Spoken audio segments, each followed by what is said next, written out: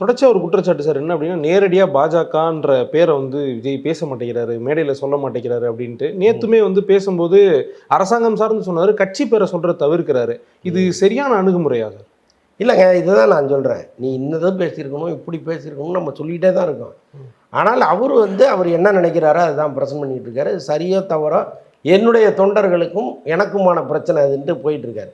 ஆனால் இங்கே நடுநிலையாக அவரை பார்க்குறவங்களுக்கு ஒரு ஒரு விஷயத்தை புரிய வைக்கிறார். இப்போ பிஜேபின்னு அவர் சொல்லனா கூட அங்கே உள்ளவங்கள சொல்ல வைக்கிறார்.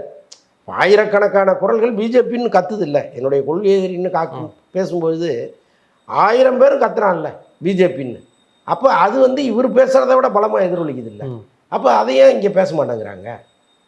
டோட்டலாகவே பிஜேபிங்கிறத ஒரு முற்றிலும் ஒழிச்சிட்டு பேசவே தயங்கி அப்படியே விட்டுறாருன்னு வைங்க. அப்படி இல்லையே, அவராக ஒன்று கொண்டு வர்றாரு. கொள்கை எதிரி யாரு நீ சொல்லுங்கிறாரு.